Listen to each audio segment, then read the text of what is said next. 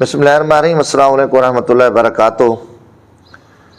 تحریک لبیک پہ حکومتی پابندیاں اور تیاریاں شروع ہیں۔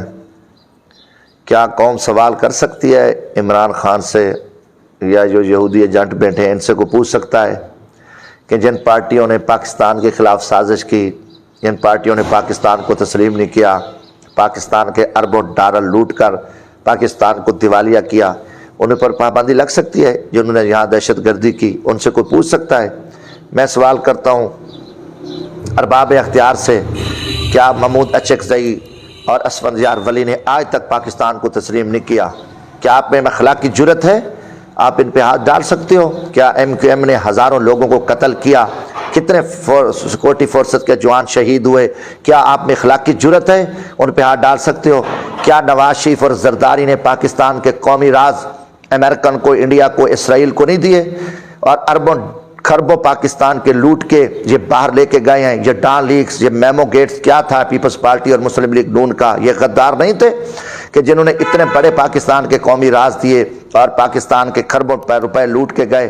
تو کیا یہ مجرم نہیں ہے؟ ہاں، کیونکہ عمران خان، کیونکہ یہ سارے یہودی ایجنٹ ہیں، یہ امریکہ اور اسرائیل کے کتے ہیں، یہ مودی کے کتے ہیں جو پاکستان کے دشمن اور غدار جماعتیں ہیں، ان کے اوپر آپ نے ہاتھ نہیں ڈالنا اور آپ صرف ان مظلوموں پہ ہاتھ ڈالو گے کیونکہ تحریک لبیک والوں نے اللہ کا نام اور نبی صلی اللہ علیہ وسلم کی حرمت کا نام لیا اور انہوں نے آپ ناموس رسالت کے تحفظ کا نام لیا، اس لیے آپ جو پاکستانی حق کہنے والے ہیں، سچ کہنے والے ہیں، ان کے اوپر آپ بین کرو، کیونکہ ٹوٹل غیر قانونی اور گھٹیا غیر عینی اقدام ہے کہ آپ دہشت گرد جو جماعتیں ہیں ان کو اسمبلیوں میں بٹھاؤ، ان کے اوپر بیان نہ کرو، جو پاکستان کو لوٹیں، جو عزیر بلوچ بنائیں، جو لاکھوں سینکڑوں لوگوں کو قتل کریں اور پاکستان کی دولت باہر لے جائیں، پاکستان کو تسلیم نہ کریں، وہ وفادار ہیں۔